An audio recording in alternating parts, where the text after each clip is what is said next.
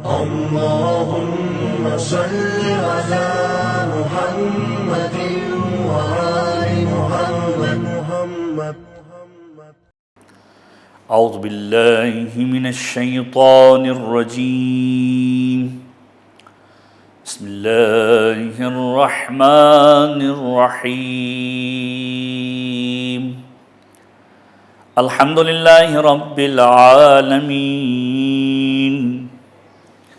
الحمد للہ کما ہوا اہلہ. الحمد للہ من اول الدنیا الى فنائها ومن الآخرة الى بقائها. الصلاة والسلام على اشرف الانبیاء والمرسلین سیدنا و نبینا ابی القاسم محمد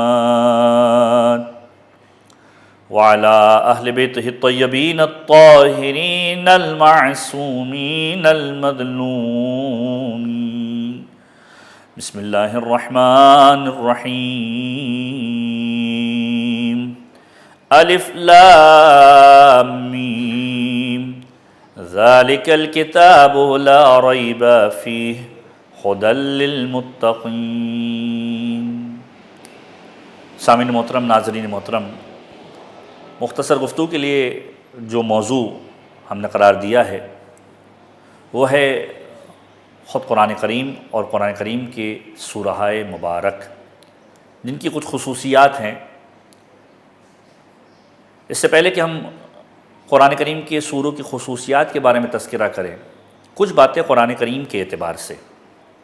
ماہ مبارک رمضان ہے، ائمہ طاہرین کی روایتوں کے اندر یہ جملے ملتے ہیں، اور خود ماہ مبارک رمضان کے اعتبار سے یہ جملہ ملتا ہے: لِكُلِّ شَيْءٍ رَبِيعٌ وَرَبِيعُ الْقُرْآنِ شَهْرُ رمضان. ہر چیز کے لیے ایک بہار کا موسم ہے، اور قرآن کے لیے جو بہار کا موسم ہے وہ ہے شہر رمضان، ماہ مبارک رمضان. دل مائل ہوتا ہے لوگوں کا ماہ مبارک رمضان کے اندر قرآن کریم کی جانب زیادہ توجہ دیتے ہیں، اگرچہ کہ پورے سال قرآن کریم سے انسان کو ارتباط رکھنا چاہیے، لیکن خاص طور پر ماہ مبارک رمضان کے اندر انسان کا دل آمادہ ہوتا ہے اور زیادہ تر قرآن کی طرف رغبت رکھتا ہے. اب یہ قرآن کیا ہے؟ ائمہ طاہرین کے جملوں کے اندر جو قرآن کریم کے فضائل، جو قرآن کریم کے مناقب بیان کیے گئے ہیں، اگر ان کی طرف دیکھا جائے تو ائمہ طاہرین نے خاص طور پر قرآن کریم کے اعتبار سے کچھ بہت ہی امپورٹنٹ جملے بتلائے ہیں کہ جو انسان اپنے دامن سے باندھ لے، اپنے ذہنوں کے اندر ڈال لے کہ یہ قرآن کریم انسان کی زندگی کے اندر کتنا امپورٹنٹ کردار ادا کر سکتا ہے. اور خود بھی ائمہ طاہرین کی جو روایتوں کے اندر جملے ملتے ہیں، ہماری زندگی کے اندر جو اہم ترین چیز ہونی چاہیے وہ دو چیزیں ہیں، جو پیغمبر کا جملہ بھی ہے کہ میں تمہارے درمیان دو چیزیں چھوڑ کر جا رہا ہوں: ایک قرآن کتاب خدا اور ایک اہل بیت اطہار. تو اہل بیت اطہار اور قرآن کریم اگر انسان کی زندگی کے اندر ہے تو انسان کامیابی کی جانب گامزن ہوگا. تو یہ قرآن معصوم فرماتے ہیں کہ چھٹے امام کا جملہ ہے، عبداللہ ابن جعفر حمیری سے یہ روایت کہ چھٹے امام فرماتے ہیں اس انداز سے کہ جو شخص تلاوت قرآن کرے اور جوانی کے عالم میں کرے تو پروردگار عالم اس قرآن کو اس کے گوشت اور اس کے خون میں راسخ کر دیا کرتا ہے، اور روز قیامت کرامت عطا کیا کرتا ہے، نیکی کے دسترخوان کو اس کے لیے سجایا کرتا ہے.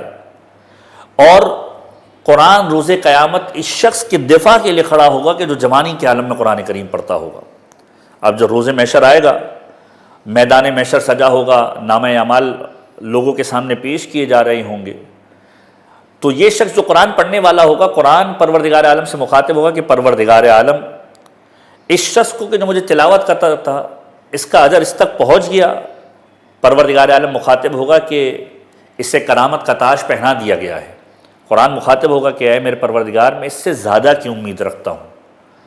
تو پھر پروردگار عالم اور نوازے گا اور اس کے بعد سوال کرے گا کہ اے قرآن کیا تو راضی ہو گیا؟ یہ قرآن کہے گا پروردگار میں چاہتا ہوں اس سے بھی زیادہ افضل ملے. تو پھر پروردگار عالم منادی کے ذریعے ندا کروائے گا کہ اے قرآن پڑھنے والے، میں نے تیرے لیے جنت کو سجایا ہے، ایک ایک آیت پڑھتا جا اور ایک ایک درجہ بڑھتا چلا جا، یہاں تک کہ وہ شخص قرآن کریم پڑھتا جائے گا اور جنت کے اعلیٰ و عرفہ درجے تک پہنچ جائے گا. یہ قرآن کریم کے وہ فضائل ہیں جو ائمہ طاہرین نے بتائے ہیں. امیر کائنات نے نہج البلاغہ کے اندر کچھ جملے قرآن کریم کے بارے میں ارشاد فرمائے۔ خطبہ نمبر 176 کے اندر یہ جملے موجود ہیں۔ کیا امیر کائنات یہ جملہ ارشاد فرماتے ہیں کہ خدا کے بیان سے فائدہ اٹھاؤ اور اس کے واعظ و نصیحت سے اپنی زندگی کو منور کرو، اس کی نصیحت کو قبول کرو۔ اس میں واضح بیانات کے ذریعے سے پروردگار عالم نے ہر عذر کو ختم کر دیا، ہر ایکسکیوز کو ختم کر دیا۔ قرآن کریم میں ہر بات کو ڈسکس کیا ہے، اپنے محبوب اور پسندیدہ اور ناپسندیدہ اعمال، جو خدا کو پسند ہے، جو خدا کو پسند نہیں، ان ساری چیزوں کی وضاحت کر دی۔ اور پھر مولا جملہ ارشاد فرماتے جو بہت امپورٹنٹ ترین جملہ ہے، دنیا میں نصیحت کرنے والے دھوکہ دے سکتے ہیں، مولا کہتے ہیں قرآن وہ ناصح ہے، وہ نصیحت کرنے والا ہے جو دھوکہ نہیں دیتا، وہ ہادی ہے، وہ ہدایت کرنے والا ہے جو گمراہ نہیں کرتا۔ یعنی مولا کے جملوں سے آپ استفادہ کر سکتے ہیں کہ کتنے ایسے لوگ ہدایت دینے کا نام لے کر آئیں گے اور ہدایت نہیں دے رہے ہوں گے، گمراہ کر رہے ہوں گے۔ مولا کہتے ہیں قرآن وہ ہے جو ایسی نصیحت کرتا ہے جس میں دھوکہ نہیں ہوتا، ایسی ہدایت کرتا ہے کہ جس میں انسان گمراہ نہیں ہوتا۔ اور پھر فرمایا وہ ایسا بیان کرنے والا ہے جو غلط بیانی سے کام نہیں لیتا، جو اس کے پاس بیٹھتا ہے جب اٹھتا ہے اس کے پاس سے تو اس کی ہدایت میں اضافہ ہوتا ہے۔ کون کہہ سکتا ہے کہ قرآن کے پاس بیٹھے اور قرآن پڑھنے کے بعد اٹھے اور اس کی ہدایت میں اضافہ نہ ہوا ہو؟ فرمایا جو اس کے پاس اٹھتا ہے، بیٹھتا ہے اور پھر اٹھتا ہے، ہدایت میں اضافہ ہوتا ہے، گمراہی میں کمی ہوتی ہے۔ اور پھر فرمایا بیماریوں سے شفا کرو، بیماریوں سے شفا حاصل کرو اس قرآن کے ذریعے سے، اس کے ذریعے سے مصیبتوں میں مدد حاصل کرو۔ اس میں بدترین بیماری کفر و نفاق کا بھی علاج موجود ہے، اور گمراہ انسان بے راہ روی کا علاج بھی اس قرآن سے ڈھونڈ سکتا ہے۔ اس کی محبت کے وسیلے سے اس کی طرف رخ کرو۔ قرآن سفارش کرے گا تو قرآن کی سفارش پروردگار عالم قبول کرے گا۔ تو یہ وہ قرآن ہے کہ جس کو ائمہ تحریر نے اس انداز سے پریزنٹ کیا ہے کہ اس قرآن کو انسان فراموش نہ کرے۔ اب اس کے دوسرے مرحلے کی طرف آئیں۔ ہمارے 11ویں امام امام حسن عسکری علیہ الصلوۃ والسلام اس انداز سے ارشاد فرماتے ہیں کہ علیکم بالقرآن شفا، پروردگار عالم نے قرآن کریم میں تمہارے لیے شفا کو چھپا کر رکھا ہوا ہے۔ کون ہے جو قرآن کریم سے شفا کو حاصل کرے؟ اب شفا کو حاصل کرنا ہے، قرآن کے سوروں سے استفادہ حاصل کرے۔ شفا روحانی بھی ہو سکتی ہے، جسمانی بھی ہو سکتی۔ سورہ مبارکہ حمد قرآن کا وہ سورہ ہے جو مشہور و معروف سورہ ہے، اور اس سورے کی خاصیت اس انداز سے بھی جدا گانہ ہے کہ اس کے ذریعے سے قرآن کریم شروع ہو رہا ہے، باقاعدہ طور پر روایتیں موجود ہیں، اس کو فاتحۃ الکتاب کہا گیا۔ حضرت جابر بن عبداللہ انصاری کی روایت سورہ مبارکہ الحمد کے بارے میں کہ جب پیغمبر کے پاس پہنچے اور پیغمبر سے سوال کیا کہ یا رسول اللہ کچھ سکھلائیے، تو پیغمبر نے جملہ کہا کہ کیا میں تمہیں وہ بہترین سورہ نہ بتاؤں کہ جس کو پروردگار عالم نے قرآن کریم میں نازل کیا ہے؟ اور پھر جابر کہتے ہیں کہ پیغمبر نے مجھے سورہ مبارکہ حمد کی تعلیم دی، مجھے سورہ مبارکہ الحمد کو سکھلا دیا، اور پھر فرمایا کہ سورہ مبارکہ الحمد موت کے علاوہ ہر بیماری کا علاج ہے۔ چھٹے امام کے جملہ ملتا ہے کہ اگر کوئی مریض ہو تو سورہ مبارکہ الحمد کی 70 مرتبہ اس کے اوپر تلاوت کی جائے، اور پھر اس انداز سے روایت کے جملے ملتے ہیں کہ بعید نہیں اگر مردے پر تلاوت کی جائے تو مردہ بھی کھڑا ہو جائے۔ یہ سورہ مبارکہ الحمد ہے۔ قرآن کریم کے ذریعے سے شفا کو حاصل کرو۔ یہ وہ سورہ ہے جو ہماری زندگی کے اندر روزانہ کی بنیاد پر رائج ہے۔ ابن عباس کا جملہ سورہ مبارکہ الحمد کے بارے میں کہ ان لکل شیء اساس و اساس القرآن الفاتحہ، ہر چیز کی ایک بنیاد ہوا کرتی ہے، اساس ہوا کرتی ہے، اور قرآن کی اساس سورہ مبارکہ فاتحہ کو قرار دیا گیا۔ اسی انداز سے سورہ مبارکہ اخلاص، سورہ مبارکہ توحید، انتہائی امپورٹنٹ سورہ۔ حضرت سعد بن معاذ مشہور ترین صحابی ہیں، 70,000 ملائکہ تشییع جنازہ میں آتے ہیں، بے شمار ملائکہ نماز جنازہ میں شریک ہوتے۔ جب کسی نے سوال کیا کہ یا رسول اللہ سعد ایسا کون سا کام کیا کرتے تھے کہ پروردگار عالم نے ملائکہ کے گروہ کو سعد کی تشییع جنازہ کے لیے بھیجا؟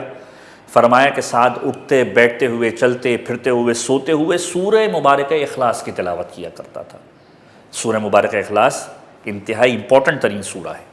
اس کے علاوہ جو قرآنی آیات ہماری زندگی کے اندر ہے، آیت الکرسی، جس کے اوپر ہم اپنی گفتگو کا اختتام کریں گے، کہ آیت الکرسی معصومین کے جملوں کے اندر جملہ ملتا ہے کہ یہ وہ چیز ہے کہ جس کو پروردگار عالم نے سجایا ہے، جس کے ذریعے سے قرآن کو ایک گویا زینت دی ہے، اس انداز سے انٹرپریٹ کیا ہے معصومین نے اپنی روایتوں کے اندر، اور فرمایا کہ جو انسان سوتے ہوئے اس کو تلاوت کرتا ہے پروردگار عالم اسے فالج سے بھی محفوظ رکھتا ہے، فالج سے بھی محفوظ رکھتا ہے، اور پروردگار عالم جو انسان نماز کے بعد اس کی تلاوت کرتا ہے اس کو بخار اور اشرار سے محفوظ رکھا کرتا ہے۔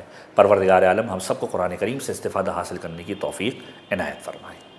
اللهم صل على